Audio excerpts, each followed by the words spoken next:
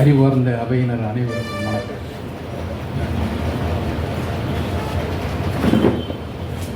நாம் ஏன் இன்று இந்த நிகழ்வை நடத்தி கொண்டிருக்கிறோம்?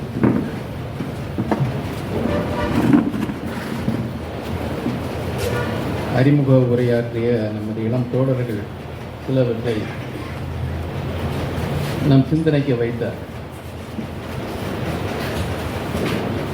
இந்த நிகழ்வு என்பது ஒரு பண்டிகையை பற்றி, தீபாவளி பண்டிகை என்று இன்று சொல்லுகின்றார். அந்த தீபாவளி பண்டிகை ஏறக்குறைய 500 ஆண்டுகளாகத்தான் வைதிகத்தால் பின்பற்றப்பட்டு கொண்டாடப்பட்டது. முன்னர் இந்த பண்டிகை இல்லை. ஆனால் பண்டிகை இருந்தது, வைதிக பண்டிகையாக இல்லை. இதன் தோற்றம் ஏறக்குறைய 2500 ஆண்டுகளுக்கு முன்னால். தோழர் சொன்னதைப் போல வர்த்தமான மகாவீரரது இறுதி பேருரை, அந்த இறுதி பேருரையை இரவில் ஆற்றுகின்றார். அந்த பேருரையின் இறுதியில் அவர் இறந்து விடுகிறார். அந்த பேருரை என்பது அறிவொளியை தூண்டுகின்ற பேருரை. பிம்பிசாரன் என்ற மன்னன் மகத்தை ஆண்டு கொண்டிருந்தான். பாவாபுரியில் இவரை இறக்கின்றார். அந்த நாளை அறிவொளி நாளாக கொண்டாடுவது என்று ஜைன மதத்தவர்கள் முடிவு செய்தார்கள். ஆகவே அறிவொளியை சுட்டிக்காட்டும் விதமாக தீபங்களை வரிசையாக வைப்பது என்ற ஒரு மரபை உருவாக்கினார். எத்தகைய மகாவீரர்? அவரது போதனை என்ன? அடிப்படை போதனை வேதம் பொய், வேள்வி மோசடி, வேதியர் புனிதமானவர்கள் அல்ல என்று வைதீகத்தை முற்றிலுமாக தோலுறுத்தி காட்டி அந்த வைதீக பிடியிலிருந்து மக்களை விடுவிப்பதற்காக எதிர் மரபை, எதிர் சங்கத்தை உருவாக்கிய ஒரு மாபெரும் அறிஞர் மகாவீரர். அவரது நம்பிக்கை மரபில் 24 தீர்த்தங்கரர்கள் வருகின்றார்கள். ஜைன மதம் கடவுள் என்பதை ஏற்றுக்கொள்வதில்லை. மனிதன் கடவுள் நிலைக்கு உயர முடியும் என்ற தத்துவத்தை ஏற்றுக்கொண்டிருக்கிறது. ஒரு படைப்பு கடவுள் என்பது ஜைன மதம் ஏற்றுக்கொண்டது கிடையாது, மகாவீரர் ஏற்றுக்கொண்டது கிடையாது. மனிதன ஒடுக்கம் தான் அவனை மேம்படுத்தும் என்று கூறிய மகாவீரர். எந்த சடங்கும் எந்த வேள்வியும் மனிதனுக்கு விடுதலை தராது என்று கூறினார். வேதங்களை எதிர்த்து, வேள்விகளை எதிர்த்து, வேதிரை எதிர்த்து புத்தரை போல அவர் காலத்தில் குரல் கொடுத்து இளைஞர்களை எழுப்பியவர் மகாவீரர். அந்த பண்டிகை என்பது இந்த சிந்தனையை தூண்டுவதாக இருக்கின்றது. இந்த பண்டிகையை இடைக்காலத்தில் பேரரசர்களை பயன்படுத்திக் கொண்டு இவர்கள் நரகாசுரன் வதம் என்பதாக, நரக சதுர்த்தி என்பதாக மாற்றினார். நரக சதுர்த்தி என்று வருகின்ற பொழுது அங்கே அறிவொளிக்கு இடமில்லை, அழிவுக்கு இடம். அழிவு போற்றப்படுகிறது, கொலை போற்றப்படுகிறது. வதம், சம்ஹாரம் என்ற பெயரில் கொலை நிகழ்வு என்பது புனிதமாக்கப்படுகிறது. ஆகவே இந்த பண்டிகை என்பது திருடப்பட்ட பண்டிகை, சமணர்களிடமிருந்து திருடப்பட்ட பண்டிகை. பல விஷயங்களை நம்ம கிட்ட திருடி இருக்காங்க. நம்ம பண்டிகைகள் பலவற்றை திருடி இருக்கின்றன. ஆனா அதுல வேடிக்கை பாருங்க. ஐயா குறிப்பிட்டாரு, வாமன அவதாரத்தை பார்த்தீங்கல்ல அப்படின்லாம் குறிப்பிட்டார். தேவாசுர போர் அது பொய்யா? இந்த கட்டத்தில் ஒரு சில விஷயங்களை விளக்குவதற்கு நான் கடமைப்பட்டேன். 1916 பிராமணர் இல்லாத பேரறிக்கை கொண்டு வர்றாரு பிடி தியாகராயர். பிராமணர் பேரறிக்கை. அதான் திராவிட இயக்கத்தின் அரசியல் எழுச்சியின் துவக்கம். இட்ட பெயர் பிராமணர் அல்லாதார் பேரறிக்கை. அது பிறகு நீதி கட்சி என்ற பெயர். அது மரபு வழியாக மாறியது. நான் பிராமின் மேனிஃபெஸ்டோ அப்படின்ட்டு ஆங்கிலத்தில் அதை குறிப்பிட்டார். அப்ப பாரதியார் அதை எதிர்த்து இந்தியா இதழில் கட்டுரைகள் எழுதுகின்றார். நாளைக்கு முதலியார் அல்லாதார் சங்கம், சிட்டியார் அல்லாதார் சங்கம் என்று இவர்கள் அமைப்புகளை கொண்டு வருவார்களா அப்படின்னு பாரதியார் கிண்டலா எழுதினார். பிராமணர் அல்லாதார் என்பது ஒரு இனப்பிரிவை, இன இழிவை வலியுறுத்துகின்ற ஒரு மிக மோசடியான ஒன்று அப்படின்னு எழுதுகிறார். பிராமணர் அல்லாதார் என்ற அடையாளம் பாரதியாரை மிக வெகுவாக பாதித்தது. பிராமணர் அல்லாதார், பிராமணர் அல்லாதார் என்கிற சொல்ல முதல்ல நாம தான் ஆரம்பிச்சோம். அந்த ரிஷிகள் தான் ஆரம்பிச்சாங்க. இவங்க சொல்ற ரிஷிகள் தானே வேதத்தை எழுதினாங்க. ரிக்வேதம் முதல் வேதம் அதுல இருக்கு. அதுல பல சொற்கள் இருக்கு. அந்த வேதங்களை எழுதியவர்கள் ஆரியர்கள் என்ற அந்த அடையாளத்தில் வந்து விடவில்லை. பிராமண ரிஷிகள் என்ற அடையாளத்தில் வருகிறார். அவங்க பிராமணர் அல்லாதவர்களை பல பேர்கள் அழைக்கின்றார். அனாரியான்னு சொன்னா ஆரியர் அல்லாதவர்கள். அங்க திராவிடர்கள் வந்துடுறாங்க. ஆனா ஆரியருக்குள்ள வேற உட்பிரிவு உண்டு. ராட்சசான்னு சொன்னாங்க, தஸ்யுன்னாங்க, தாசான்னாங்க, அப்ராமணா பிராமணர்களை ஏற்றுக்கொள்ளாதவர்கள் சொன்னாங்க, அதேபதா எங்களது கடவுளை ஏற்காதவர்கள் சொன்னாங்க, மூக்கு சப்பையானவன், முடியை பிதற்றவங்க அப்படின்லாம் ரொம்ப கேவலமா நம்ம எல்லாம் வர்ணனை பண்ண அந்த வேதத்துல மிக முக்கியமான ஒண்ணு சுரா அசுரா வேதம். சுரர் அசுரர். சுரர் யாரு? தேவர். ரெண்டு விதமான சுரர்கள். தேவலோகத்தில் இருக்கிற சுரர், பூலோகத்தில் இருக்கிற பூசுரர் பிராமணர். அவர்கள் புரிதமானவர்கள். அவர்கள் ஏற்றுக்கொள்ளாதவர்கள், அவர்கள் அல்லாதவர்கள் அசுரர்கள். இந்த வேதம் 1400 கிமுல வந்ததுன்னு இவங்க சொல்றாங்க.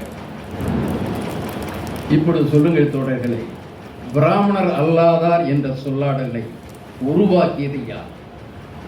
சுரர் என்றால் பிராமணர், அசுரர் என்றால் பிராமணர் அல்லாதவர்கள்.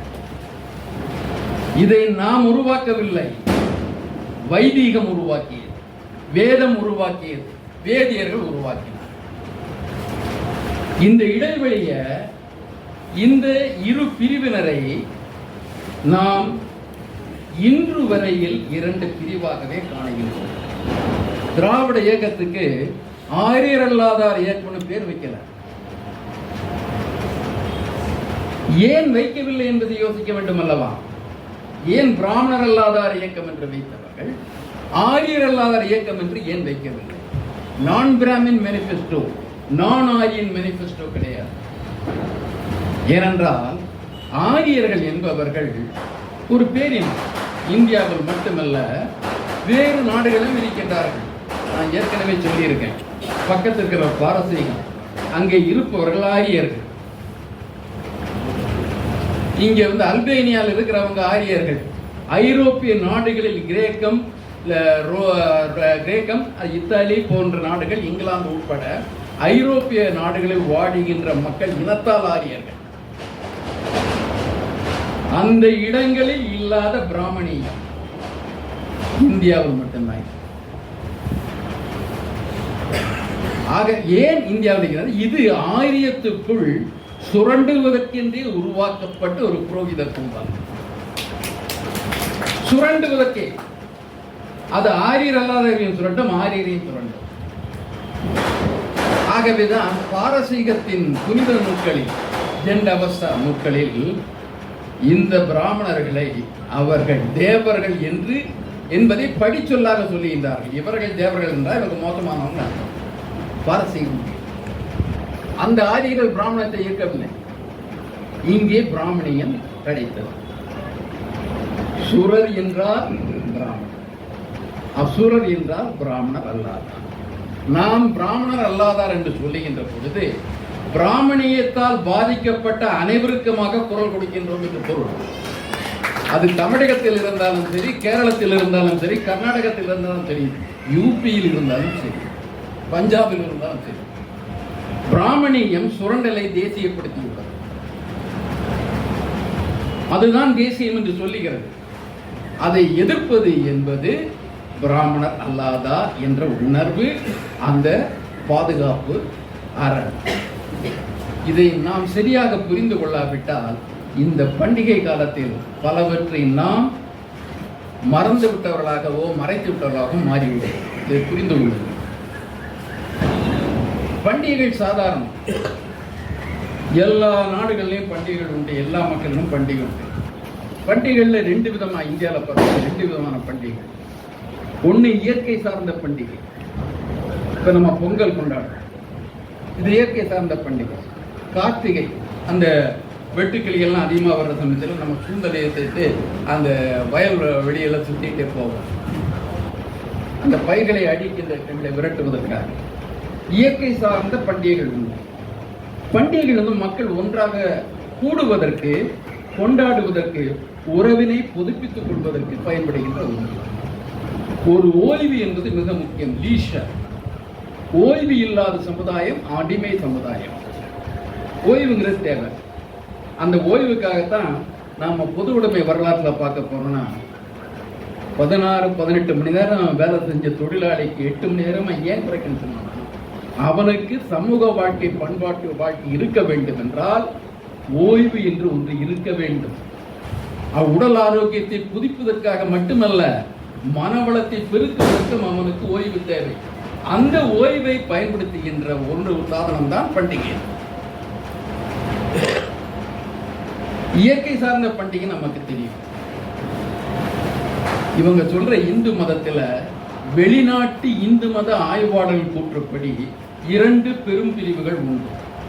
ஒன்று வைதீக மதம், வேதம் சார்ந்தது, பிராமணர்களுக்காக உரியது, பிராமணர்களை மையப்படுத்தி இருப்பது. வேள்விதான் முக்கியம், பிராமண புனிதம் முக்கியம். பிராமணன் என்பதை எப்படி தெரிஞ்சு கொள்ள முடியும்? பிராமணியத்தை நூல்களை தெரிஞ்சுக்க முடியுமா? செவி வழியா தான் தெரிஞ்சுக்க முடியும். ஒரு நூலை வச்சுட்டு தன் அடையாளம் காட்டிக்க முடியும். நூலோ, நூல் அப்படிங்கிற பெயர் தவறாக தரப்பட்டது. அந்த நூல் என்பது உங்களை பிணைக்கின்ற ஒன்று, உங்கள் பகுத்தறிவை பிணைக்கின்ற ஒன்று. அவங்க நூல்னு போட்டாங்க, நூலோர்னு போட்டாங்க. ஆனா நமது அறிவு ஏடு சார்ந்தது. நீங்க கல்லில் எழுதுவீங்க, ஓலையில் எழுதுவீங்க, ஏடு சார்ந்தது. நம்ம அறிவு துல்லியமானது, நமது பார்வைக்கு உட்பட்டது. யாரும் செவி வழியாக வருவது மட்டுமல்ல, பதிவு செய்யப்பட்ட ஒன்றை அறிவாக ஏற்கின்ற சமூகம் ஆரியர்களாக. ஆனா இந்த தனித்தன்மையை காண்பதற்காக நூலை போட்டுக்கிறாங்க. இன்னைக்கு பல இளைஞர்கள் இந்த கோடுல போட்டுக்கிற நூல் உரிமை இல்லாதவர்கள் கையில சுத்திட்டு தங்களை அடையாளத்தை காட்டிக் கொண்டிருக்கின்றார். இந்த மடமையை சுட்டி காட்ட வேண்டிய தருணம் பண்டிகை தருணம். நாம எல்லாரும் சகோதரராக ஒன்றாக இருக்க வேண்டும் என்றால் தனி அடையாளங்களை நீக்கிவிடுங்கள் என்று சொல்ல வேண்டும் அல்லவா? இன்னைக்கு ஜாதி சண்டைகள் எல்லாம் வர்றதுக்கு காரணம் நூல்ல என்ன கலரு, யார் என்ன இருக்கா, அந்த நூல்காரன் தனியா இருக்கணும், இந்த நூல்காரன் வேற போகணும், அண்டக்கூடாது என்று நூலை எப்படியெல்லாம் பயன்படுத்துறாங்க பாருங்க. நம்ம நூலை ஆடைக்காக பயன்படுத்துறோம், ஆனால் அந்த ஆடையை நம்ம அணியக்கூடாதுன்னு வற்புறுத்தின கும்பல் இருக்கு. சரி, ஒரு மதம் வைதீகம், மற்றொரு மதம் பௌராணிக மதம் சொல்ற புராண மதம். அந்த புராண மதத்துல நம்ம கடவுளை அவங்க திருடிடுறாங்க. நம்ம மக்கள் மூதாதையர் கடவுளை எல்லாம் திருடிடுறாங்க. திருடிட்டு அதுக்கு பிராமண தலைமையை கொடுக்குறாங்க, பிராமண அர்ச்சகத்தை கொடுக்குறாங்க. பிராமணனுக்கு அடிப்படையாக உருவ வழிபாடு இல்லை. வீட்டில் ஒரு சாலி கிராமம் ஒன்று வச்சிருப்பான், சிறிய கல்ல ஒன்று, கூடாங்கல் மாதிரி ஒன்று வச்சிருப்பான். அது ஒரு அடையாளத்திற்காக, தங்களை தனித்தன்மையை காட்டுவதற்காக சால கிராமம் அப்படின்னு ஆனா உருவ வழிபாடு அவனுக்கு வேள்வி.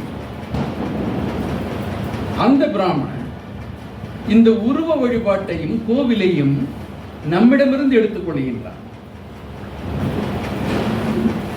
நம்ம கோவில் எப்படி கவரப்பட்டது என்றால் மன்னர்கள் மூலமாக. எப்படி மன்னர்களை இவர்கள் மயக்கினார்கள்? நீங்க சில விஷயங்களை அவங்க பத்திரிகை தெரிஞ்சுக்கலாம். இது ஹிந்து பத்திரிகையில நாடு இங்கிலீஷ்ல அந்த கடைசிக்கு முந்தின பக்கம் நீங்க பாத்தீங்கன்னா இப்படி ஒன்று ஃபெய்த் அப்படின்னு போட்டு இதுல இந்த சத்சங்க விஷயங்கள்லாம் இதுல நிறைய ஆன்மீக விஷயங்கள்லாம்.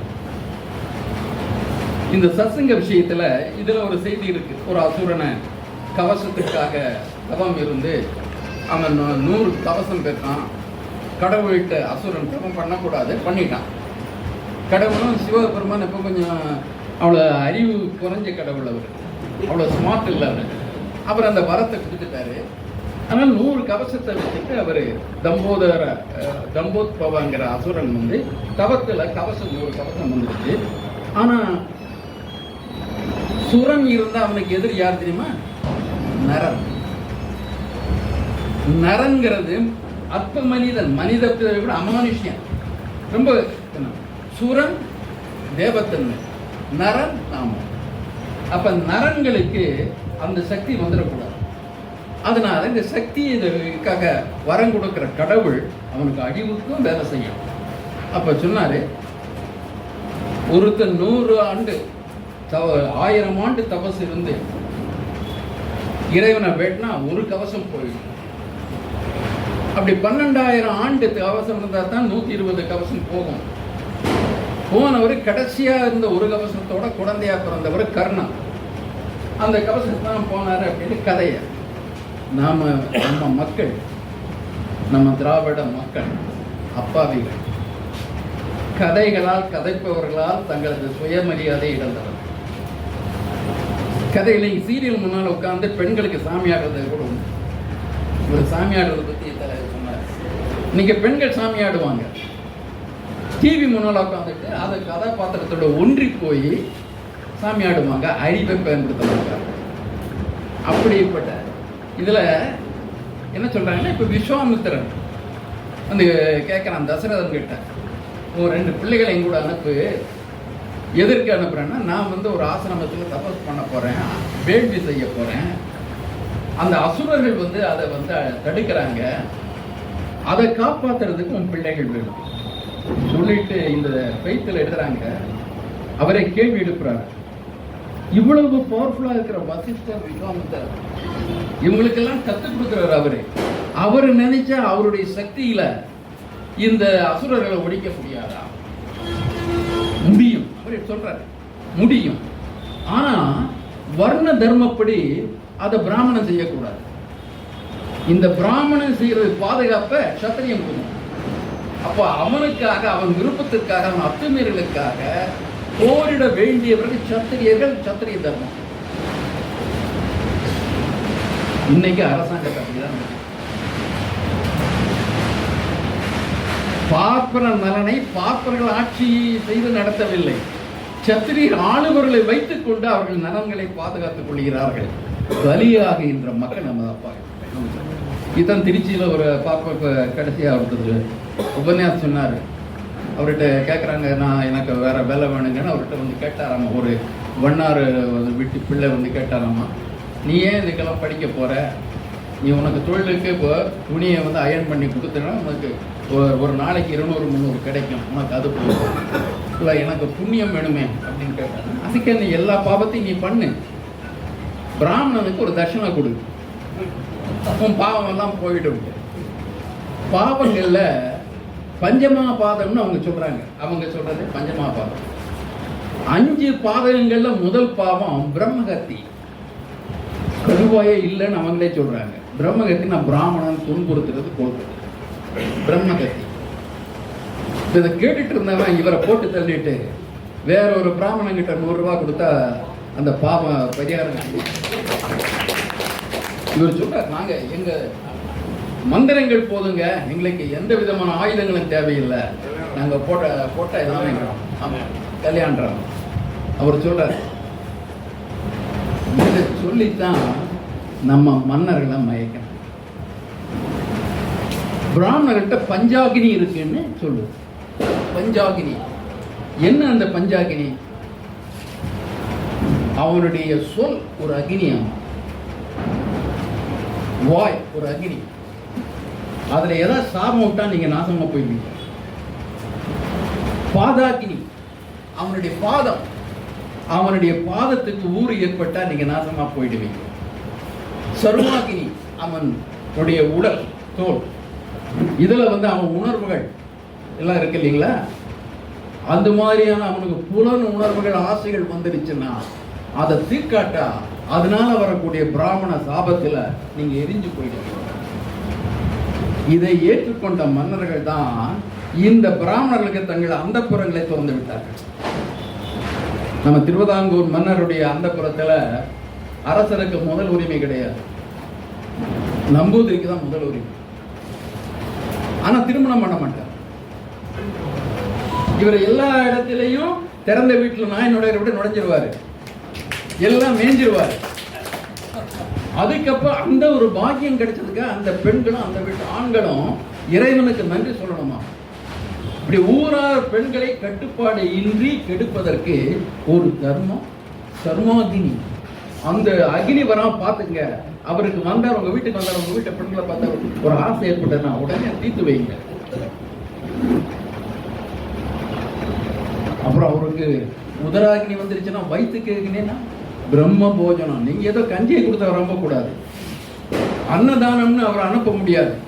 பிரம்ம போஜனம் கொடுத்து அதை நீங்க 5 அக்னி அவர் வச்சிருக்காரு. இந்த அந்த 5 அக்னியை வச்சு உலகத்தை கொடுத்தார். இந்த மடைய நம்ம பேரரசுகள் இவன் அதை நம்பலாம், கொடுத்தான். எப்படி கொடுத்தா? நம்ம தமிழ் மன்னர்கள் வேறங்க, எங்க ஆண்ட அரசுகள் அப்படி கிடையாது அப்படின்னு கொஞ்சம் பேர் இன்னைக்கு வரலாற்று பதிவுகளில் பொய்யான தகவல்களை அள்ளி விடுகின்றார்கள். நான் நம்ம மன்னர்கள் எப்படி இருந்தாங்கிறத சொல்றேன். அவர்களால் வெளியிடப்பட்ட செப்பேடுகளை நம்ம மறுக்க முடியாது இல்லையா? அந்த செப்பேட்டு செய்திகளை சொல்றேன். சின்னமனூர் செப்பேடுன்னு ஒரு செப்பேடு, 2 செப்பேடு. சின்னமனூர் சிறிய செப்பேடு, சின்னமனூர் பெரிய செப்பேடு, 2 செப்பேடுகள் இருக்கு. அந்த செப்பேடுகள் அவங்க பாண்டிய அரசனால வெளியிடப்பட்டது. அதுல அவங்க சொல்றாங்க, அந்த அரசன் சொல்றாங்க, நான் இந்த தானத்தை ஏன் கொடுக்கிறேன்? ஒரு ஒரு நம்ம சூத்திரர்கள் வசிட்ட பகுதியை கம்ப்ளீட்டாக எடுத்து அவன் மகதத்தில் இருந்த மன்னனுக்கு பிராமணனுக்கு தானம் கொடுக்குறான். அவன் சொல்றான், அவனுக்கு அந்த புண்ணியம் கிடைச்சிருச்சான். இந்த வறிய பிராமணர்களுக்கு செல்வத்தை வாரி வழங்கி நான் புண்ணியத்தை சம்பாதித்துக் கொண்டேன். அதற்காக தானம், உலகத்தில் எந்த தானமும் பிரம்மதேய மாதிரி பூதானத்துக்கு இணையா கிடையாது. இதை அடிக்கிறதை விட எந்த ஒரு பாவமும் வேற கிடையாது.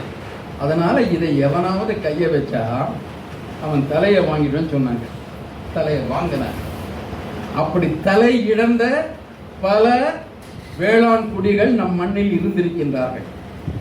1000 தலை வாங்கிய அபூர்வ சிந்தாமணிகள் நம்மை ஆண்டு இருக்கின்றார்கள். இதை ஏன் பண்ணாங்கன்னா பிராமணியத்தினுடைய கதைகளில் வீழ்ந்தவர்கள். வந்த மன்னனுக்கு உடனே அவனுக்கு வர்மன் பேரை மாத்திடுவாங்க. சங்ககால மன்னன்ல வர்மங்கள் உண்டா? சடையன் அப்படின்ற ஒரு பட்டம் இருக்கும், இல்லை வடுதின்னு ஒரு பட்டத்தை கொடுப்பாங்க.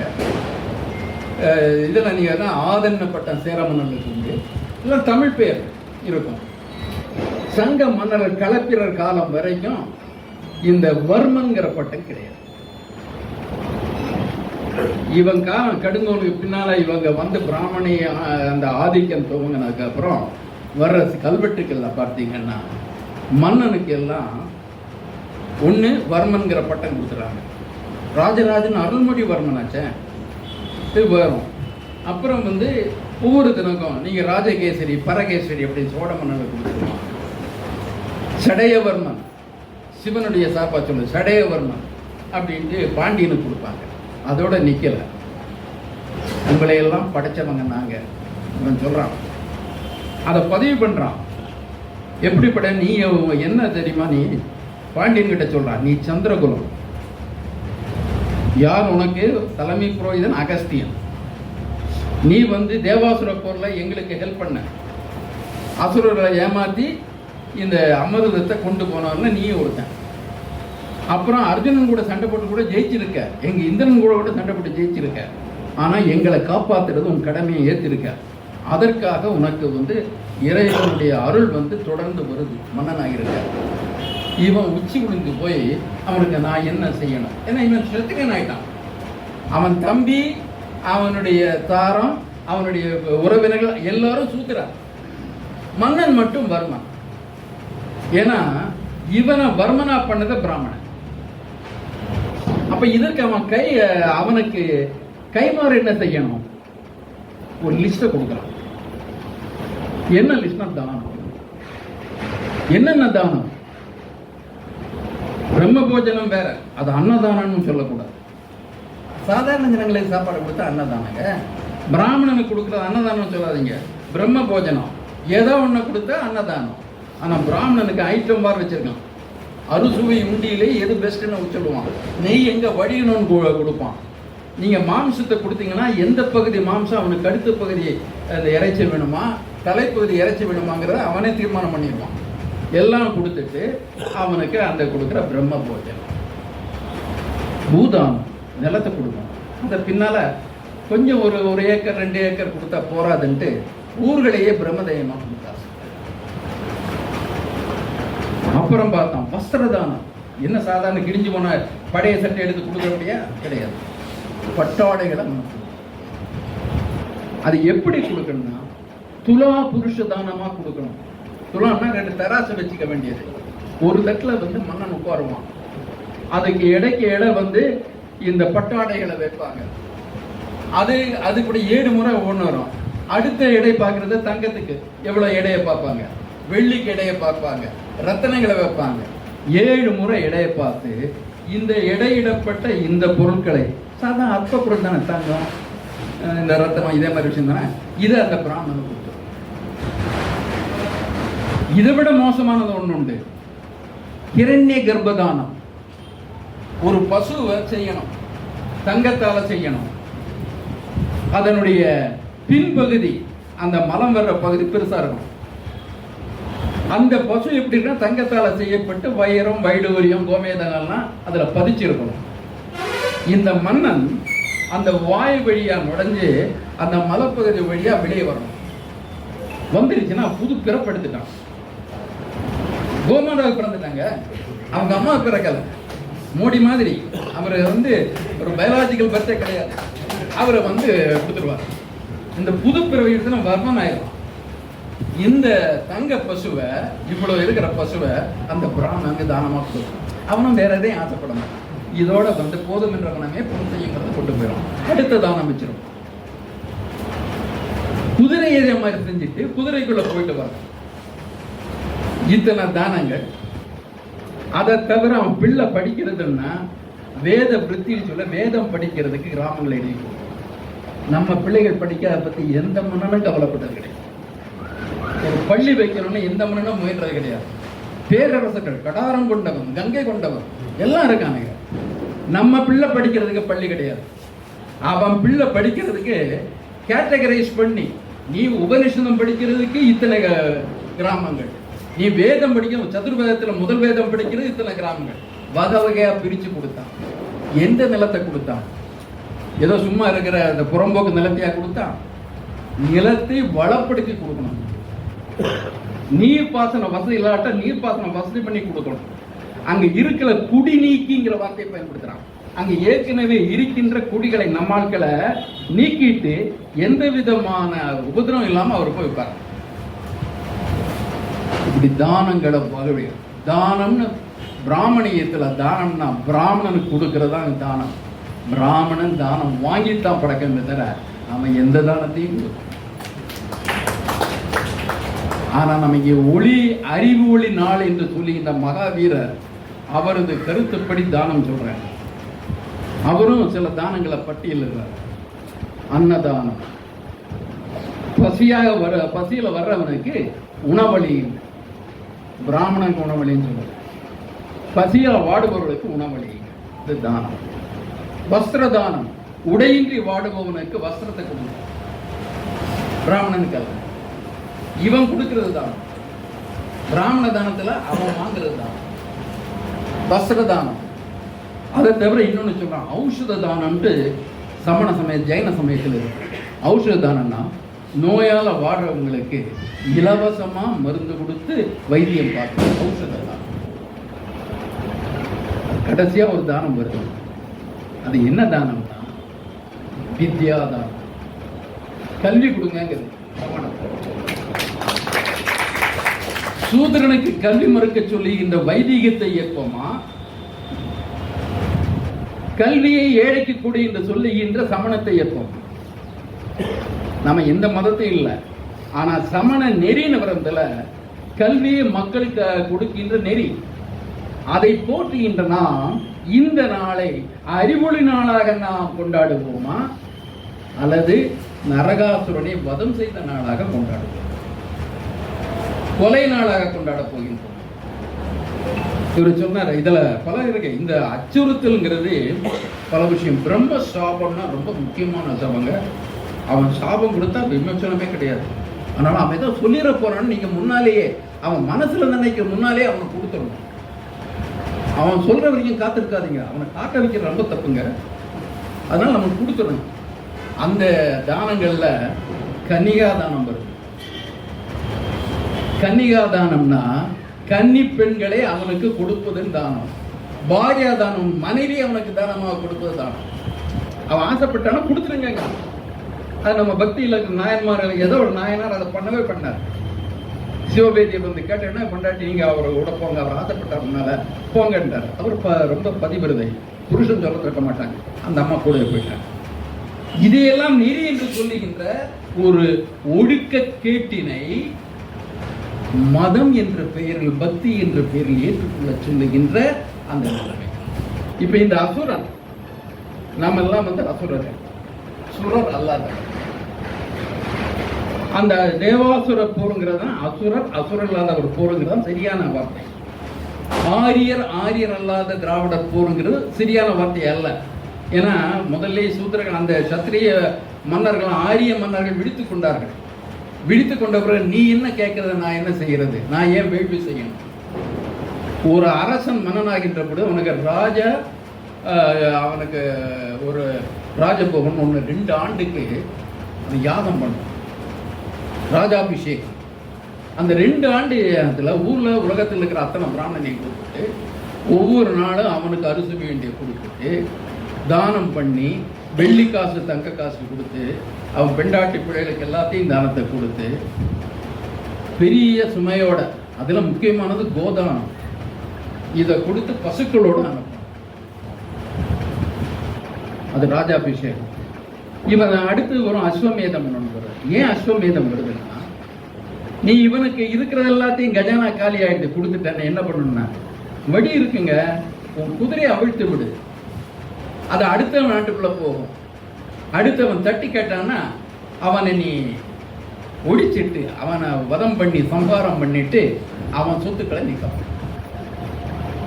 இந்த இடத்துல நான் நண்பர்களுக்கு ஒன்று சொல்ல விரும்புகிறேன்.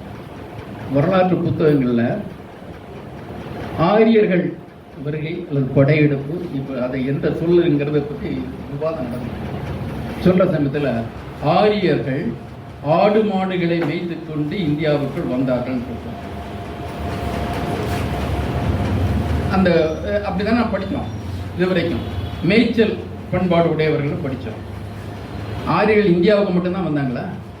பாரசீகத்துக்கு போனாங்க, சிரியான்னு சொல்ற மெசபொட்டேமியா பகுதிக்கு போனாங்க, கிரேக்கத்துக்கு போனாங்க, ரோமானுக்கு போனாங்க. இந்தியாவில் இருக்கிற ஆரியருக்கு மட்டும் எங்க பசுக்கள் மேல அவ்வளவு காதல்? அவனுடைய மூலத்தை பார்க்கறது எந்த குலம் அப்படின்னு பார்க்கணும். கோத்திரம் ஏன் பசு தொழுவத்தை வச்சாங்க? அதை யாராவது வரலாற்று ஆசிரியர் கேட்கிறார். யார்? ராகுல சாங்கிரத்தையான்னு கேட்டார், கோசாமி கேட்கிறார். பசுக்களுக்கு இவ்வளவு புனிதம் கொடுக்கப்பட்ட ஒரு வினோதத்தை பார்க்கின்றோம்னா என்ன வினோதம்னா, இங்கே நுழைந்த ஆரியர்கள் மேய்ச்சல் பண்பாடு கூட இல்லாதவர்கள், குதிரையோடு வந்தவர்கள், கொள்ளையடித்து தான் பழக்கமே தவிர எந்த தொழிலையும் செய்து பழக்கம் அல்ல. இந்தியாவில் பார்த்த காஷ்மீர் பஞ்சாப் பார்க்கறதுல நல்ல குடு என்ற மாடுகளை பார்க்கணும். அந்த மாடுகளை தான் முதல்ல அவன் கோதானம் தான் முதல்ல கேட்கணும். யுத்தத்தில் என்ன பண்றாங்க, ஆனிரை கவர்தல் நம்ம தமிழ் பாடங்களே வருது. முதல்ல அடுத்தவனுடைய ஆடு மாடுகள்லாம் உங்க வசத்தை கொண்டு வந்துருங்க, அப்புறம் பெண்களை கவர்ந்து கொண்டு வாங்க, இப்படி எல்லாம் சொல்றாங்க. அப்ப அந்த நாகரிகம் கூட இல்லாதவன் இங்க இருக்கிற பசுக்களை பார்த்தோன்னே இதே பெரிய ஒரு விஷயம் நினைச்சிட்டு இந்தியால இவர்கள் பசுக்களுக்கு கொடுத்த அந்த முக்கியத்துவத்தை மற்ற நாடுகள் நுழைந்த ஆரியர்கள் கொடுக்கவில்லை. அவங்க இருப்பதை இயல்பாக ஏற்றுக்கொண்டார்கள். இங்க கொள்ளையடிக்கிறதுக்குன்னு இந்த பசுக்கு ஒரு புரிதல் கற்பிக்கப்பட்டது. அது இன்று வரை நீடிக்கிறது. ஆனா ஆரியர்களை பத்தி நினைக்கிற சில விஷயங்களை சொல்லுறதுல பல தவறான எண்ணங்கள் வருகின்றன. இதே ராகுல சாங்கிருத்தியான் அவர் எழுதுறாரு புத்தகத்துல, ஆரிய நல்ல நல்ல பல உண்மைகளே வெளிக்கொண்டாரு. அவர் சொல்றாரு, அசுரர்கள்னா வேதத்தில் இருக்கிற அசுரர்கள் உண்மையான அசுரர்கள், புராணத்தில் இருக்கிற அசுரர்கள் இவரால் கற்பனை செய்யப்பட்ட அசுரர்கள். வேதத்தில் அசுரன் முதல் அசுரன் விருத்தாசுரன். விருத்தாசுரனை இந்திரன் கொள்றான் அப்படின்னு வருது. விருத்தாசுரன் என்ன பாவத்துக்காக கொல்லப்படுறான்னா, அவன் தண்ணீரை தடை செய்து வைத்திருந்தான், தடுப்பணையை கட்டியிருந்தான் விவசாயத்துக்கு. அந்த தடுப்பணையை உடைத்து அந்த ஒரு பெருமையை இந்திரனுக்கு கொடுக்கின்றார்கள். அதுக்கப்புறம் பின்னாலேயும் பல வருது. அந்த 40 மன்னர்கள் போர், 10 மன்னர்கள் போர், எல்லாத்திலையும் அசுரங்களை பற்றி குறிப்பிடுறாங்க. ஒரு விஷயத்தை தெளிவாக சொல்லுவோம், அசுரர்கள் கோட்டைகளில் வாடுகின்றார்கள், அசுரர்கள் வளமாக வாடுகின்றார்கள், அசுரர்கள் ஆநிரைகள் கால்நடைகள் நிரம்ப பெற்றவர்களாக இருக்கின்றார்கள். கெஞ்சுறாங்க, அப்ப பிராமணன் நானே, கொஞ்சம் பசுக்களை கொடுக்கூடாதா? அவர் கேட்கிறார், நீ பிராமணன் நான் ஏன் உனக்கு கொடுக்கணும் அப்படின்னு கேட்கிறாரு. எல்லாரும் கொடுக்குறாங்கப்பா, நீயும் கொடுத்துட்டு, இல்லாட்ட அவன் சாபம் வந்துடும் அப்படின்னு கேட்கிறாரு. இது வேதத்துல பதிவாயிருக்கு. இது ஒரு சொத்தை வச்சிருக்காங்க. அவன் குதிரையோட, குதிரை போருக்கு பயன்படுத்தப்படுகின்ற ஒரு விலங்கு, அப்படிதான் அவன் வந்தாங்க. இந்த வந்தவன் கொடுக்கிற பண்டிகைகளை வைக்கிறதுல எவன் அசுரன் நீங்க எடுத்தாங்க, கற்பனை வர்றது இல்லையா? பௌராணிகம் புராணம்னா நம்ம கடவுளரை எடுத்துக்கிட்டு அந்த கடவுளருக்கு ஒரு பொறுப்பை கொடுக்குறாங்க. நீங்க பாப்பனியத்தை பாதுகாக்கணும், அந்த பொறுப்பை தான் இந்த புராணங்கள் சொல்லுது. இங்க கேரளாவை பத்தி சொன்னாரு. பரசுராமர் கேரளாவுக்கு வர்றாரு. ஏன் வர்றாருன்னா, வடநாட்டு சத்திரியர்லாம் அவரை எழுதிட்டாங்க. அவரை வெறும் கோடாலையை வச்சுட்டு அத்தனை பேரையும் அடிச்சுட்டாங்க. ஏன் கோடாலை எடுக்கிற ஒரு வாயால சாப்பிட்டாலே செத்துருவாங்க, ஏன் பரசுராமர் கோடாலை எடுத்துட்டு போகணும்னு நமக்கு புரியல. அவர் ஸ்ட்ராட்டஜியை மாத்திட்டார். கொன்னிட்டு சவுத்துக்கு வர்றார். அவர் வரதை பார்த்த உடனே சோழ மன்னன் பயந்து ஓடிடுறான். தமிழர்கள் வீரத்தை புராணம் வச்சுன்ற வேலையை பாருங்கள். சோழ மன்னன் ஓடி போய் இந்த மேற்கு மலை தொடர்ச்சியில ஒதுங்கிட்டான். அகஸ்தியர் அவனுக்கு வரம் கொடுத்து காப்பாற்றுறார். அங்கிருந்து கமண்டலத்தை கவுத்து காவிரியை கொண்டார். காவிரிக்கு 2-3 கதைகள். காவேரன் ஒருத்தன் இருந்தான், ஒரு ரிஷி இருந்தான், அவன் அருளால் பிறந்த மகள் காவேரி அப்படின்னு. எல்லாத்துக்கும் உற்பத்திங்கிறது பிராமணங்கிட்ட தான் உற்பத்தி வரும். அது மலையா இருந்தாலும் சரி தான், நதியா இருந்தாலும் சரி தான், மனுஷனா இருந்தாலும் யாரா இருந்தாலும் சரி, உற்பத்தி செய்வோம் பிராமணன். இப்போ கேரளாவுக்கு போராட்டமா போய் அசுரெல்லாம் கொண்டுட்டு எல்லாம் ஓடி போயிட்டானுங்க. அந்த வேலை முடிஞ்சிருச்சு. 21 தலைமுறை சத்திரிகளை அவர் அடிச்சுட்டாராமா. அதுக்கப்புறம் அவர் கோபத்தை எப்படி அடைக்கிறது, அந்த மழுவை தூக்கி கடல்ல போட்டார். கடல்ல அந்த மடு அவ்வளவு தூரம் போச்சு. ஏன்னா இன்னைக்கு ஜாவலின் த்ரோலாம் இருந்தால் அவரை மிஞ்சுக்கு ஆள் கிடையாது. இந்தியாவுக்கு தங்க பதக்கம் உறுதி. அவர் ஜாவலினை தூக்கி வீச, கோடாலை தூக்கி வீசினாரு. அது போய் விழுந்த பகுதி அத்தனையும் கடல் உள்வாங்கி நிலமா மேல வந்துருச்சு. அது கேரளா. அதனால இது நிலத்தை உற்பத்தி செய்வது தானே உரிமை. மற்ற விஷயங்கள்ல வேற.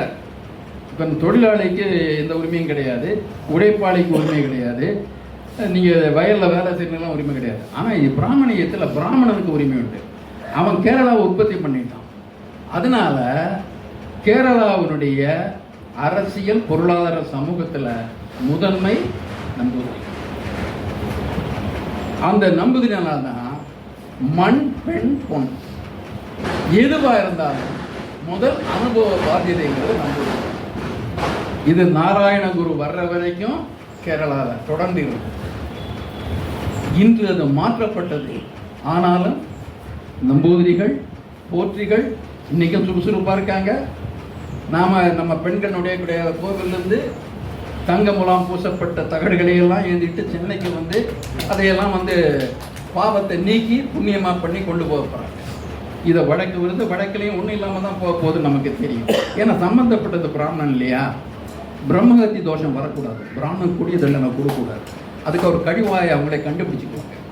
அதில் இந்த இப்போ அசுரன்கிறவன் யாருன்னு நாம போட்டோம்னா ஏன் எல்லாருக்கும் வீர வணக்கம் சொல்றது? நம்ம அசுரர்களை கொஞ்சம் பேர் அவனுடைய சதிவலையில் மயங்கி விழுந்து மக்களை காட்டி கொடுத்தார்கள். அவர்களுக்கு வாழ்த்து சொல்ல நாம வரமாட்டோம். துரோகிகளுக்கு மன்னிப்பு கிடையாது.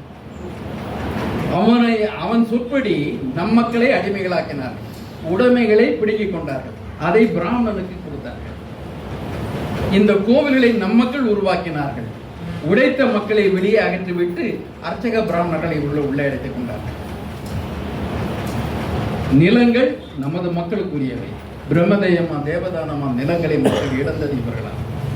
இந்த பாண்டியனையும் நெடுஞ்செடையனையும் இந்த சோழர்களையும் நாம வந்து பாராட்டுவதற்கு மனம் வரவில்லை.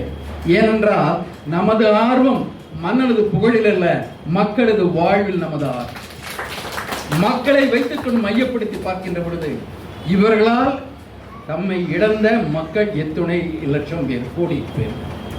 அந்த மக்களின் சார்பாக நாம் சொல்லுகின்றோம், உங்களது கடாரம் கொண்டாலோ அல்லது கங்கை கொண்டாலோ நாங்கள் எங்களை நினைவு கூறு, நாங்கள் இழந்த நிலங்களைத்தான் எங்களுக்கு நினைவு வருகிறதே தவிர நீங்கள் கொண்ட கடாரங்கள் எங்களுக்கு நினைவு வருவது இல்லை அப்படின்னு சொல்ல வேண்டியது. ஆண்ட பரம்பரைகளுக்கு நாம் சொல்ல வேண்டியது அதுதான். ஆண்ட பரம்பரையை நீங்க மாற்றிக்கிறீங்களே, அவன் ஆண்டான், அவனை ஆண்டது பிராமணர்கள் அல்லவா, இந்த நாட்டின் வளங்கள் சென்றது பிராமணர்கள் அல்லவா. அப்ப இதுதான் தொடர்ந்து வருது. இது இந்த சின்னமனூர் செப்பேடு, இளையாம்புத்தூர் செப்பேடு, எல்லா செப்பேடுல பார்த்தாலும் என்ன சொல்றாங்கன்னா, இந்த பாண்டியனை சிவன் வந்து உருவாக்கினா, பிரம்மனுக்கு உடைய பேரனைவன் அப்படின்னு கதைகள்லாம் சொல்லணும். இவனை இவங்க தாத்தாவை பேரை குறிக்கிறது கிடையாது செப்பேடுல. அந்த பிரம்மாவுக்கு பிறந்த புலஸ்தீனுக்கு இவன் பிறந்தான் அப்படின்னு சொல்லி நிலவுங்கிற ஒரு மன்னன் இருந்தான், பாண்டிய வரலாறு கிடையாது. அதோட ஒருபடி மேலே போய் 8ஆம் நூற்றாண்டு இந்த பாண்டியர் கல்வெட்டு என்ன சொல்லுது, தமிழ் சங்கம் எதற்கு படைக்கப்பட்டது தெரியுமா? சங்க நூல்களில் சங்கம் கிடையாது. 8ஆம் நூற்றாண்டு செப்பேட்டில் தமிழ் சங்கம் படைக்கப்பட்டதுக்கு தெரியுமான்னு கேட்டு மகாபாரதத்தை தமிழ் கொடுத்தார். அப்படி நீங்க ஏதாவது சங்க நூல்கள்ல மகாபாரதத்தை வந்து டிரான்ஸ்லேஷனை பார்த்துருக்கீங்களா? பெருந்தேவனார் பாரத வெண்பா இருக்கு, இன்னொரு பெருந்தேவனார் வெண்பா என்ன சொல்றாரு, வெண்பா யாரும் பார்த்தது கிடையாது. பாரத வெண்பா ஒரு பகுதியை மட்டும் எழுதி சில இல்லாத பாரதம், வெள்ளிப்பூத்தர பாரதம் பின்னால வந்தது. சங்கத்தில் எங்க இருக்கு? அப்போ நம்ம வரலாற்றையே திரித்து கொண்டு வருகின்ற இந்த செய்திகளை உள்ளடக்கிய புராணங்கள். இந்த புராணம் எல்லாமே பிராமணனை பகைத்து கொண்டால் உனக்கு பேரழிவு வரும் என்ற அச்சத்தை தருவதற்காக உருவாக்கப்பட்டார். அவன் கட்டிய கதைகளை அப்படியே நம்பி இன்னைக்கு தேசிய கல்விக் கொள்கையில இந்தியன் நாலேஜ் சிஸ்டம் என்பதாக அந்த புராண புழுகுகளை எல்லாம் உண்மைகளாக ஏற்றுக்கொள்ளப்படி வற்புறுத்தப்படுகிறது. அதுல ஒரு செய்தியை சொல்றேன் பாருங்க.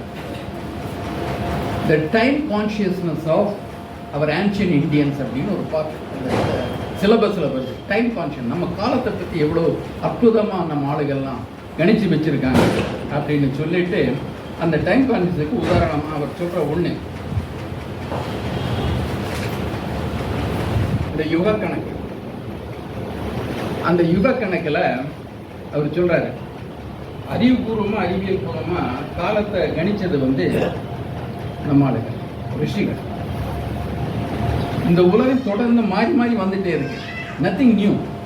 4 யுகம் இருக்கு, கிருதா யுகம், அப்புறம் வந்து திரேதா யுகம், துவாபர யுகம், கலியுகம். இந்த 4 யுகம் ஒன்று சேர்ந்தா மகா யுகம். சதுர்யுகம் சொல்றது மகா யுகம். 71 மகா யுகம் வந்ததுன்னா நீங்க உங்களுக்கு ஒரு மன்வந்தரம், 14 மன்வந்தரம் சேர்ந்ததுன்னா ஒரு கல்பம். பாருங்க எவ்வளவு தூரமா வச்சிருக்காங்கன்ட்டு.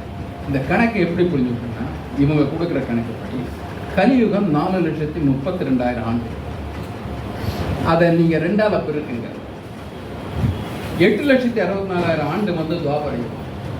அதோட 4,32,000 சேர்த்தீங்கன்னா திரேதாயுகம் 12,76,096 ஆண்டு. அது கூட அதை கிருதாயுகம் சத்தியுகம் வரதில் 17,28,000 ஆண்டு. ஒரு சதுர யுகத்தில் இவன் கொடுக்குற கணக்கு 43,20,000 வருஷம். அப்புறம் 71 மகாயுகம் வந்தால் மண் வந்துடான்னா அந்த 71 மகாயுகத்துக்கு 345 கோடியே 60 லட்சம் வருஷம். அதுக்கப்புறம் மண் கல்பம் பார்த்தீங்கன்னா 483 கோடிக்கு மேலே அது ஆண்டு. எல்லா காலத்துலையும் இவங்க தான் தீர்க்கதரிசனம் பார்த்து எல்லாம் வச்சுருக்காங்க. இப்போ அடிய போகுது வரப்போகுது. இது நமக்கு இருக்கிறது இப்போ இருக்கிற 6வது யுகம். இந்த மகா யுகத்தில் 6வது யுகம். இப்போ நமக்கு எப்படி வரும்? திரேதாயுகத்தில் ராமன் கல் தோன்றி மண் தோன்றதில்லை, கல்லே தோன்றதுனால ராமன் தோன்றிட்டார். இந்த சூரியன் தோன்றது முன்னாலேயே இந்த ரிஷிகள்லாம் தோன்றிட்டாங்க. இதையெல்லாம் எப்போ வருதுன்னா வேதத்தில் காணோம், ஸ்மிருதிகளில் காணோம். கிபி 6ஆம் நூற்றாண்டுக்கு மேலே தான் ஆரியப்பட்டது தான் முதலாக இந்த யுகத்தை பற்றி சொல்கிறாங்க. யுகத்தை பற்றி முதல்ல குறிப்பு வர்ற கல்வெட்டு சாளுக்கிய கல்வெட்டு புலிகேசி. அதற்கு முன்னால் ராமாயணத்திலே மகாபாரதத்திலே பின்னால் சேர்த்துட்டாங்க. மகாபாரதம் 60 லட்சம் ஸ்லோகம் இருந்தது. அந்த 60 லட்சத்தில் வந்து 30 லட்சத்தை வந்து பிரம்மலோகத்துக்கு கொடுத்துட்டாங்க. அடுத்து வர 19 வந்து பிதிர்லோகத்துக்கு கொடுத்துட்டாங்க. அதுக்கப்புறம் வர்றதை வந்து உதிரிகளாக பார்த்து நம்ம கொடுத்ததில் 1 லட்சம் கொடுத்தாங்க. இன்னைக்கு 84,000 பாடல் தான் இருக்கு, ஸ்லோகம் தான் இருக்கு அப்படின்னு சொல்லுவாங்க. இந்த நரகாசுரன் கதை மகாபாரதத்தில் கிடையாது. நரகாசுரன் கதை மகாபாரதத்தில் கிடையாது, பாகவத புராணத்தில் வர்றது. அதை விட லேட்டாக வருது. யோசிச்சு பாருங்க, எதையெல்லாம் சேர்க்கலான்ட்டு. கதைப்பொருள் அல்லவா? எப்போ திரைக்கதை ஒரு மூலக்கதை ஒன்று, திரைக்கதை ஒன்று வரும் இல்லையா, சேர்த்துக்கலாம். நான் அன்னைக்கெல்லாம் சென்சார் போர்டு காமனா கிடையாது. ஏன்னா இவனுக்கு எந்த போர்டும் சென்சார் பண்ண முடியாது. சேர்த்துக்கிட்டு நடக்காத நிகழ்ச்சியை சேர்க்கிறாங்க. உதாரணத்துக்கு ஒன்று சொல்கிறேன் பாருங்க. குசேலன் வரலாறு. குசேலன் யாரு? ஒரு பிராமணன். 27 பிள்ளைகளை பிள்ளைத்திருந்து ரொம்ப பட்டினியால குழந்தைகளை பாதுகாக்கவும் வாடிய ஒரு பிராமணன். அவனும் கிருஷ்ண என்ன தொடர்பு? குருகுலத்தில் கிளாஸ்மேட். அப்படிதானே இது, குருகுலத்தில் கிளாஸ்மேட். அதுக்காக போறாரு. உடனே ஒரு வாரி வழங்கிட்டார்.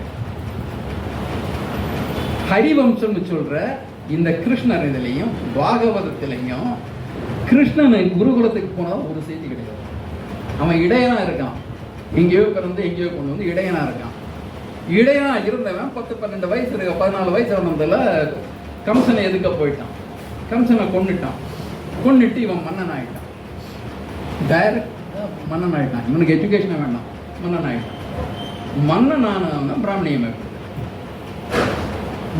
குருகுலத்துக்கு போகாத கிருஷ்ணனை குருகுலம் போக வச்சது பிராமணியர்கள். என்ன பெருந்தன்மை பாருங்க. ஒரு இடையனுக்கு குருகுலத்துக்கு கொடுத்தாங்களே, ஆஃப்டர் தாட். என்ன யோசனை பண்ணாங்க, உன்னை விட்டு போச்சு, அவருக்கு ஒரு குருகுலம் கொடுக்கலாம். அந்த குருகுலத்திலேயும் அவரோட ஃப்ரெண்ட் யாருன்னா பிராமணன். அவருடைய தானம் யாருக்கு போகுதுன்னா பிராமணனுக்கு தான். இதையெல்லாம் நம்ம நம்பையே சொல்லிட்டு ஆஹா என்எஸ் கிருஷ்ணன் இறந்து போகிறதுல தங்கவேலு வந்து ஒரு சினிமாவில் தெய்வப்பிரவின்னு நினைக்கிற அந்த சினிமாவில் இதை வந்து பாராயணமாக பண்ணிட்டு அந்த கிருஷ்ணனை மாதிரி இந்த காலத்தில் கிருஷ்ணன் இருக்காரு என்எஸ் கிருஷ்ணன் அப்படிங்கிறத சொல்லுவார். இந்த என்எஸ் கிருஷ்ணன் உண்மையிலேயே வாரி வழங்கின ஒரு மக்களுக்கு அந்த என்எஸ் கிருஷ்ணன் கதைப்பில் வந்தவரை தவிர அவர் வந்து எந்த ஏழை குடிக்கும் இறங்கியதாக எந்த வரலாறும் கிடையாது. உண்மையில் கிருஷ்ணர் வரலாற்று நாயகன். இதையெல்லாம் நம்ம நம்ப வச்சுட்டு அவங்க பண்ணி கொண்டாங்க. இந்த கேரளம் பரசுராமனுடைய, இந்த கர்நாடக பகுதி பரசுராமன் அவர் தான் உருவாக்கினார். மகாராஷ்டிரத்திலையும் பரசுராமன். அதனால அவருக்கு நம்பூதிரிக்கு முதல் உரிமை அப்படின்னா இந்த வாமன அவதாரம் ஐயா சொன்னாங்க இல்லையா, அந்த வாமன அவதாரத்தில் இந்த மகாபலி சக்கரவர்த்தி அதை இவங்க ஒரு புது கதையை மகாபலிக்கும் எப்படி தொடர்பு கொடுக்குறாங்கன்னா இரண்யகசிபு அவரை வந்து அவன் பையனை வச்சு அவனை கொல்றாங்க. அந்த பிராமண தர்மம். பையனை வச்சு அப்பா கொண்டா பிராமண தர்மம், பரசுராம அம்மாவை பண்ணா பிராமண தர்மம். அதெல்லாம் பிரச்சனை கிடையாது. ஆனா நம்ம கிட்ட புராணங்கள் சொல்லுவாங்க, ராமனை போல பார்த்தீங்களா சகோதர இந்த வாஞ்சை எப்படி இருக்கணும்னா ராமலட்சுமணன் மாதிரி பாருங்க இருக்கணும்மா. சகோதரன் மூத்தவனுக்கு பாசத்தோடு எல்லாரும் இருக்காங்க அப்படிம்பாங்க. அம்மா கிட்ட எவ்வளோ பக்தி பதிபக்தி எல்லா கதைகளையும் காமிக்கிறாங்க. ஆனா இவனுக்கு மட்டும் விலகு, எந்த ஒடுக்கமும் இவனை கட்டுப்படுத்தார். இவன் வேணா தந்தையை கொள்ளலாம், இவன் வேணா தாயை கொள்ளலாம், இவன் வேணா மகனை கொள்ளலாம், இவன் யாரையும் கொள்ளலாம், பசுவையும் கொள்ளலாம். தனக்கு அனைத்து சட்டங்களும் இது உலக அந்த பரசுராம பிரச்சனை உலகத்துல போனார். கிழக்கு பகுதியில் வங்காளத்துல அங்க வந்து பெண் தாய் தெய்வங்கள் தான் முன்னால் இருக்கு. காளி. அந்த தாய் தெய்வங்களை எப்படி வழிபடுறாங்க பாரு. இன்னைக்கு விநாயக சதுர்த்தியில விநாயகர் சிலையை கடல்ல விட்டு அடிப்பாங்க. விநாயகருக்கு திதி திவசம் பண்ணியிருப்பாங்க. அதான் விநாயகர் சதுர்த்தி. இவர் 10 நாளைக்கு முன்ன உருவாக்குவாரு, ஊர்வலம் கொண்டு போவாரு, மத கலவரம் பண்ணிட்டு இவரை பண்ணி தண்ணியில கரைப்பாங்க. இங்க இருக்கிறவங்களுக்கு தெரியும், வயதானவங்களுக்கு தெரியும். முன்னெல்லாம் விநாயகர்னா ஒரு சாணியை பிடிச்சி வீட்டு வாசல் வைப்பாங்க, பூசணிக்காய் பூவை வந்து அதில் சிலை வச்சிருவாங்க. அதை தூக்கி அங்கே இருக்கிற கிணத்துல ஏதாவது பூ போடுவாங்க. இந்த கிணத்துல எப்படி போடுறாங்க? கோடை வச்சுன்னா ஆரிய திராவிட கொடுத்துனாங்க இல்லையா, சுரர் அசுரர் பூரன்னு சொல்றாங்க. புத்த பிராமணியத்தை எதிர்த்த மிக முக்கியமானவர். அவரும் பெரியாரை போன்று பகுத்தறிவு வலியுறுத்தியவர். அவரும் பெரியாரை போன்று வேதம் என்பது பொய் புனைவு, வேள்விங்கிறது மோசடி, வேதிய புனிதம்ங்கிறது நம்பக்கூடாது அப்படின்னு ஒடுக்கத்தை வலியுறுத்தின அந்த அந்த பௌத்தம் ஒரு காலத்தில் ரொம்ப கிடைக்கிறது. புத்தர் தம்மை கடவுளாக இன்றுமே காட்டிக்கொள்ள அப்படி வழிபடக்கூடாதுன்னு சொன்னார். ஆனால் பின்னால் அவரை கடவுளாக வசதியாக இருந்தது. அதை வச்சுட்டு கலெக்ஷன் நடக்கும். வசதியாக இருந்தது, புத்தரை கடவுளாக பண்ணிட்டாங்க. இந்த புத்தர் போகிறதால என்ன சொன்னால், என் உருவத்தை வைத்து வழிபடாதீங்கன்னு சொல்லிட்டு போயிருக்காரு. ஆனால் சீடர்களுக்கு பொருட்கள் ஏதாவது ஒரு மரியாதை பண்ணி ஆகணுமே. அதனால் புத்தர் ஏதேனும் ஒரு அடையாளத்தில் வழிபடலான்னு சொல்லிட்டு புத்தர் நாடு முழுக்க கால்நடையாக போய், இன்னைக்கு அன்புமணி போகிற பாத யாத்திரை கிடையாது, அவர் வந்து பாத யாத்திரைன்னா அவர் நடந்து போய் மக்களை சந்தித்து அறவழிக்க மக்களை அறிவூட்டி போய் பண்ணவர். மன்னரையும் பார்ப்பார், மக்களையும் பார்ப்பார். மன்னரை அவர் நீ சொல்ற சாடுவார், மக்களுக்கு நம்பிக்கை ஊட்டுவார். இறுதி வரைக்கும் அப்படியே போனவர். பட்டின பிரவேசம் பண்ணவர் புத்தர் கிடையாது. பல்லக்கு சுமந்து வந்து இறங்க புத்தர் கிடையாது, நடந்து சென்றவர். அதனால அதை குறிக்கும் வகையில் அவரது கால் சுவடுகளை பாறையில குறிச்சிட்டு அதை புத்தர் அடையாளமாக வழிபடுவது என்பது பௌத்த மரம். புத்தர் சொன்னது பொது நீதி. பொது நீதி, தனி நீதி இல்லை, அனைவரும் பொது நீதி. தர்மம் என்றவர் சொன்னது அனைவருக்குமான பொது தர்மம். அதன் சின்னம் தான் சக்கரம். சக்கரம் சுழன்று ஓடுகிறது. மாற்றம்ங்கிறது இயல்பு, மாறிக்கொண்டே இருக்கும். சக்கரம் சுழன்று வருவது தர்ம சக்கரம் என்று அதை அழைக்கும். சக்கரம்ங்கிறது புத்தர் தந்த சின்னம். அதை புத்தர் வழிபட பண்ணார். பின்னால வந்த மகாயான பௌத்தத்தில் என்ன பண்ணாங்க, ஒரு பிராமண தொடர்பு கூட்ட பார்த்தாங்க.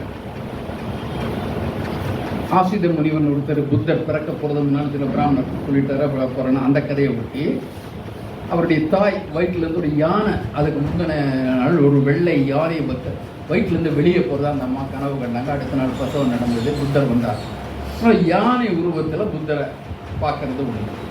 புத்தர் வந்து அந்த இறுதி அந்த ஒரு முடிவு, ஞானம்னு சொல்றதே தவறு, முடிவு, இனிமேல் என்ன செய்வது என்ற முடிவை போதி மரத்தடியில் 43 நாள் அவர் தியானம் வந்து எடுத்தார். ஆகவே இன்னைக்கு என்ன சொன்னால், போதி மரத்தில் அந்த மரத்துக்கு எதாவது விசேஷம் இருக்கு, அதனால் கீழே வந்து தவம்னால அவருக்கு ஞானம் வந்தங்க மாதிரி சொல்லிட்டு இருப்பாங்க. அவர் ஞானம் வரும் ஒரு இடத்துல உமாந்து செய்த விஷயம் அது. போதி மரம் புனிதம். புத்தரது பிறந்த நாள் விசாகம் நட்சத்திரம். அதனால இந்த பௌத்தத்தை சொல்றவங்க புத்தர் பிறந்ததும் விசாக நட்சத்திரம். புத்தருக்கு ஞானம்னு சொல்ற போதி மரத்தடியில் வந்த இறுதி முடிவும் அந்த போதம் வந்ததும் விசாக நாள் என்று.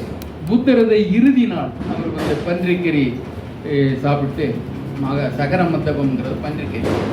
அதை கொஞ்சம் பேர் கிடங்குன்னு கொஞ்சம் திரிச்சு சொல்ல ஆரம்பித்தாங்க. சகர மத்தபம் ஒரு வேடன் அவர் கொடுத்தாரு, பன்றிக்கறியை கொடுத்து. அந்த பன்றிக்கறி வந்து கொஞ்சம் காலை பழகி போயிடுச்சு, அதுக்கு வயிற்றுக்கு ஒத்துக்கல. அப்படி இறக்குறார். புத்தர் சொன்னார், எப்படியும் அந்த உணவு அவருக்கு தெரியுது. அவருக்கு 80 வயது முடிஞ்சிருச்சு. அப்போ சொல்கிறாரு, என் இறப்பிற்கு யாரையும் நீங்கள் குற்றம் சாட்ட வேண்டாம். இது இறப்புங்கிறது இயல்பு, ஏதாவது ஒரு முறையில் இறந்தாகணும். அவர் அன்பாக கொடுத்தா நான் சாப்பிட்டேன், இறக்க போகிறேன் அப்படின்னு சொன்னார். அதனால அவர் அதை புத்தர் இறந்த நாள், அதுவும் விசாக நட்சத்திரம் அப்படின்னு சொல்லுவாங்க. இதெல்லாம் அந்த வருது. இப்போ என்ன பண்ணாங்க நம்ம ஆளுக,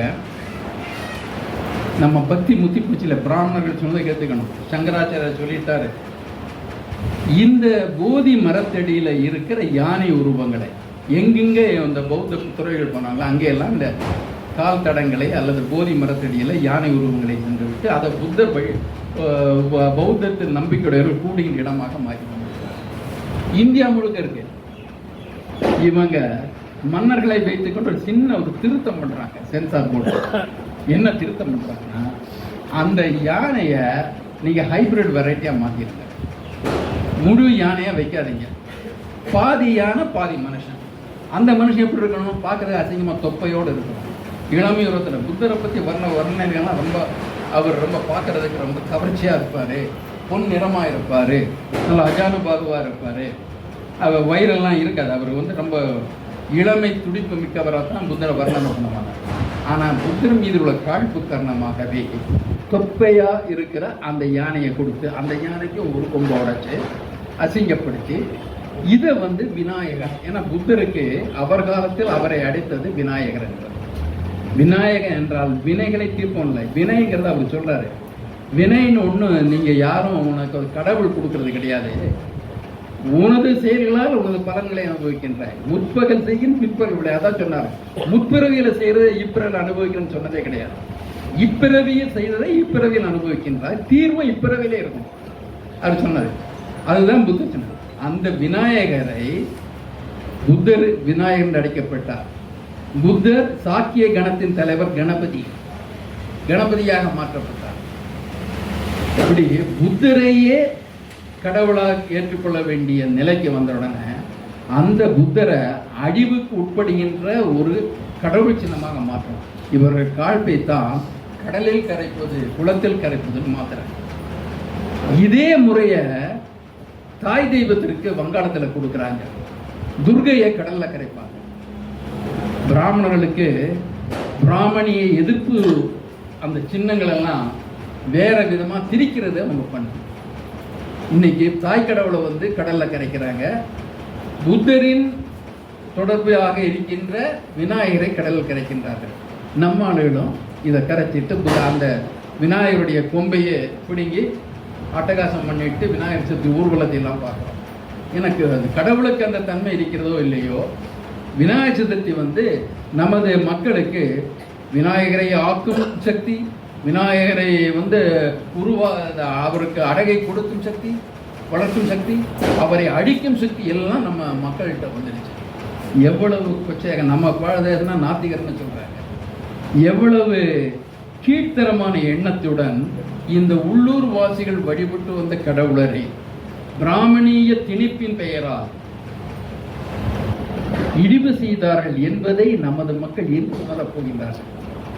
இவரை பாட்டு ஒருத்தர் சொல்லுவார், இங்கிருந்து நமது முப்பாட்ட முருகன், கொள்ளுப்பாட்ட முருகன்லாம் சொல்லுவார். தோடர்களே, பழையன கழிதலும் புதியன கூடுதலும். நாம வந்து பழைய காலத்துக்கு போக விரும்பல. நாம யாரும் முன்னோர்கள் எல்லாம் முட்டாள்கள் நம்ம சொன்னது கிடையாது. ஆனா அந்த முன்னோர்களோட அறிவு நின்று விட்டது என்று ஏற்றுக்கொள்வது கிடையாது. எல்லாம் தெரிந்தவர் முன்னோர்கள் கிடையாது. ஒவ்வொன்றாக தெரிந்து கொண்டு வருகிறோம். தலைமுறைக்கு தலைமுறை அறிவை நாம் விருத்தி செய்து கொண்டே வருகின்றோம். அந்த அறிவு மேம்பட வேண்டும் என்பதற்காகத்தான் நமது விழாக்கள் இருக்க வேண்டும், பண்டிகைகள் இருக்க வேண்டும். இப்போ இந்த அறத்தை மறுக்கின்ற இந்த பண்டிகை மரபுகளை ஒழிக்க வேண்டும். அறத்தை மறுக்கின்ற அந்த புராணங்களை எரிக்க வேண்டும் அல்லவா? ஏன் செய்யல? கொலை செய்கின்ற கடவுளரை தான் நம்ம ஏற்றுக்கிறோம். திதிகள் கொடுத்து நம்ம ஆளை இறந்து போறாரு. நம்ம ஐயா எவ்வளோ பெரியார எவ்வளோ சொல்லியிருக்காரு. திதியில பிராமணர்களே சொல்லிக்கிற முரண்பாடுகளை ஏன் ஏற்றுக்கொள்வதில்லை? பகவத்கீதையில் என்ன சொல்லுது? நான் என்னுடைய பழைய சட்டையை மாற்றி புதிய சட்டையை விட்டுக்கொள்வது போல நான் பிறவை எடுத்துக்கொண்டே இருக்கின்றேன். புது புது பிறவை எடுக்கிறாரு அப்படின்னா அந்த உயிருக்கு எப்பயுமே உடல் இருக்குன்னு அர்த்தம். இந்த உடல் இன்னைக்கு, நாளைக்கு வேற உடல் அர்த்தம். அப்புறம் எதுக்கு திதி? 3 லோகங்கள்ல இருக்கீங்க, உடலே கிடைக்கல, உங்க முன்னோர்கள்லாம் அலைஞ்சிட்டு இருக்காங்க, அவங்கள சாந்தி செய்யறது திதி சொல்றாங்க. இவனே சொல்றான், இந்த உயிருக்கு அழிவு கிடையாது, ஒரு உடலை விட்டு வேறு உடலை புகுந்து விடுகிறேன்னு சொல்றான். திதிக்கான தேவை என்ன? திதி எங்க வருது? அவன் பிழைப்புக்கு தான் வருது. நம்ம மூதோர்கள் மட்டும் அரைஞ்சிட்டு இருக்காங்களா? ஏன்னா அவன் படைத்த சொர்க்கம் சுரர்களுக்கானது, நம்ம நரர்களுக்கான நரகனை படைச்சு வச்சான். சொர்க்கமும் நரகமும் அவன் படைத்தது. 2 பிரிவினரை சுட்டி காட்டுவதற்காக. சுரர் அல்லாதவர்களுக்கு சொர்க்கமும் அசுரர்களுக்கு நரகமும் படைத்தான். நாம இதை வச்சுட்டு எதிர்காலம் அடுத்த ஜென்மத்தில் நரகத்தில் போகக்கூடாதுன்னு நினைச்சிட்டு இவரை திருப்திப்படுத்துகிற வேலையில இறங்கக்கூடாது. நம்ம இயக்கம் இந்த பண்டிகைகள் எல்லாம் நடத்துது. ஏன் மறு விளக்கம் கொடுக்குதுன்னா, உன் அறிவை கொஞ்சம் பயன்படுத்தி இதிலையாவது கொஞ்சம் பயன்படுத்தப்பான்னு சொல்றதுக்காக. நம்ம அந்த மக்கள் இந்த கும்பல் தன்மையால் தங்களை இழந்து விட்டார்கள். கும்பலா போறது, கோவிலில் போனா கும்பல், தேர் எடுக்கிறது கும்பல், ஒவ்வொன்றுக்கும் கும்பல். இன்னைக்கு டிவி முன்னால கும்பல், நடிகனை பார்க்கறது கும்பல். நீ ரசிக்கத்தன்மையை நான் தப்புன்னு சொல்லலை, ஆனால் ரசிகத்தன்மை என்பதே உனது பகுத்தறிவை அடமானம் வைப்பதற்காக. ரசிகத்தன்மை வேறு, பகுத்தறிவு தன்மை வேறு. உனது செயல்பாடுகள் அறிவின் மீது தான் இருக்க வேண்டுமே தவிர ரசிப்பின் மீது இருக்கக்கூடாது. அவதாரத்தாலும் அரிதாரத்தாலும் நம்மை நாம் இழந்து விட்டோம். இனியும் அதை வராமல் அந்த இளம் தலைமுறையை காக்க வேண்டும் என்றால், இளம் தலைமுறைக்கு அறிவொளி என்றால் என்ன என்பதை நாம் சொல்ல வேண்டும். பகுத்தறிவு என்றால் வெளியிலிருந்து ஒரு விஷயத்தை புகுத்துவது அல்ல, உங்களை சிந்திக்க வைப்பது. இந்த நிகழ்ச்சியை உங்களை சிந்திக்க வைப்பதற்காக சிந்திக்க வைக்க வேண்டும். உங்களது பகுத்தறிவால் மடமைகளை கண்டுகொள்ள முடியும், அவற்றை ஒதுக்கிவிட முடியும், புதுமைகளை நாடி நீங்கள் முன்னேற முடியும். உங்களை இழந்து விட்டு எந்த முன்னேற்றமும் இருக்க முடியாது. உங்களுக்காக முன்னேற்றம் இருக்க வேண்டியது உறுதி செய்து கொள்ளுங்கள். அவர்கள் சொல்லுகின்ற இந்த வாழ்க்கையில நீ எல்லாத்தையும் அனுபவிச்சுட்டனா அடுத்த வாழ்க்கையில் உனக்கு பெட்டர் வாழ்க்கையா இருக்கும், நீ வேற ஜாதியில பிறக்கலாம் அப்படின்லாம் சொல்றாங்க இல்லையா? ஒன்று மட்டும்தான் உறுதிப்படுத்தப்பட்ட ஒன்று. இன்று நாம் இருக்கின்ற வாழ்க்கை உறுதியான ஒன்று. முற்பிறவி என்பதும் வரும் பிறவி என்பதும் கற்பனைகளே என்பதை புரிந்து கொள்ளுங்கள். உறுதியற்ற ஒன்றுக்காக உறுதியான வாழ்வை நீங்கள் தவறாக பயன்படுத்த வேண்டாம். வாராது போல் வந்த மாமணி இந்த வாழ்க்கை. இந்த உடலோடு நீங்கள் செய்ய வேண்டிய வேலைகள் பல இருக்கிறது. உடலை துச்சமனம் மதித்து செய்ய முடியாது. பண்டிகைகளை கொண்டாடும் பொழுது உங்கள் வாழ்க்கை, உங்கள் இனநலன், உங்கள் இன முன்னேற்றம் இவற்றை வைத்துக் கொள்ளுங்கள். அறிவு முன்னேற்றம் இல்லாமல் எந்த முன்னேற்றமும் உங்களுக்கு தராது. நாம் நடத்துவது ஒரு பண்பாட்டு புரட்சி, சிந்தனை புரட்சி. இந்த பண்பாட்டு சிந்தனை புரட்சி மட்டும்தான் முழுமையான விடுதலையை, சுதந்திரத்தை உங்களுக்கு தரும். இந்த பண்பாட்டு புரட்சிக்காக இந்த நாட்களை நாம் பயன்படுத்த வேண்டும். இத்தகைய முயற்சிகள் தொடர வேண்டும். வெறும் நம்ம சாப்பிட்றதோட விஷயம் முடியறதில்லை, சிந்திக்க வைக்க வேண்டும். இளம் தலைமை கொண்டு செல்ல வேண்டும். இந்த பட்டாசு வரும் சீனால ஒரு நம்பிக்கை, அவங்களுக்கும் துர்தேவதைன்னு ஒன்று நம்புவாங்க. அந்த ஒரு கிராமத்தில் தொற்று வியாதி வரக்கூடாது அப்படின்னா அந்த கிராமத்து முகப்பில் முன்னால் ஒரு கோபுரம் மாதிரி, பகோடான்னு சொல்லுவாங்க, கோபுரம் மாதிரி ஒன்று எழுப்பி வைப்பாங்க. மேலேருந்து கீழே வரைக்கும் இந்த பட்டாசு கொடுத்துருவாங்க. அந்த அவங்களுடைய வருஷத்தின் இறுதி நாளையும் முதல் நாளையும் அது கீழே இருந்து வெடிச்சுட்டு மேலே வரைக்கும் வரும். அந்த இரவு முடிஞ்சிடும். என்ன நம்பிக்கைன்னா துர்தேவதைகள் விரட்டப்பட்டு விட்டார்கள் அப்படின்னு நம்பிக்கை. அவன் கொண்டு வந்தது வெடிமருந்து, அவன் கொண்டு வந்தது. நம்ம இன்னைக்கு நரகாசம் கேட்கிறாங்க. நம்மை நாம் இழந்தது நமது மடமையாகும். நம்முடன் இருப்பவர்கள் செய்தது போல. நீங்க ராமாயணம் கற்பனையாக இருக்கலாம், ஆனால் வருகின்ற விபீஷணன், வருகின்ற வானரங்கள், அனுமான், சுக்ரீவன் இவையெல்லாம் இந்த பிராமணர் அல்லாதவர்கள் பிராமணருக்காக வஞ்சனை செய்வதற்கும் தயாராக இருக்க வேண்டும் என்பது சுட்டிக்காட்டுகின்ற புராணங்களை பற்றிய புதிய விளக்கங்களை, அறிவார்ந்த விளக்கங்களை சொல்ல வேண்டும். நாம் நம்மை இழந்ததற்கு காரணம், அடிமைப்பட்டதற்கு காரணம், ஒரு சாரார் நம்மில் உள்ள ஒரு சாரார் காட்டிக் கொடுத்தார்கள், மற்றொரு சாரார் மயக்கத்தில் வீழ்ந்தார்கள். இரு சாராரையும் அறிவூட்டி சுயமரியாதை படைத்த மனிதர்களாக நம்ம தமிழர்களை மட்டும் சொல்லல, மனிதர்களை சொல்லுகின்றோம். நம்ம தமிழர் பெருமைக்காக இங்க பேசல, மனிதர் என்ற தன்மை நமக்கு இருக்கு என்பது உறுதி செய்வதற்காக நாம் மடமைகளை எதிர்த்து புசுக்கி ஆக வேண்டும். அத மாதர் தன்மை இழிவு செய்யும் மடமையை கொடுத்துக்கணும் பாரதியார் பாடினாரு. அவர் மாதரோட வச்சுட்டாரு. நான் சொல்றேன், மாந்தர் தம்மை இழிவு செய்யும் மடமையை கொடுத்துவோம். இத்தகைய பண்டிகைகளை கோரிட்டு காட்டுவோம். அறிவார்ந்த இயற்கை சார்ந்த மனித நேயத்தை வளர்க்கின்ற, மனிதத்தை பொதுமைப்படுத்துகின்ற அந்த நிகழ்வுகளை பண்டிகையாக மாற்றுவோம். அந்த பொறுப்பு நம் தலைமுறைக்கும் உண்டு, வருகின்ற தலைமுறைக்கும் உண்டு. புரிந்து கொள்வார்கள். நன்றி, வணக்கம்.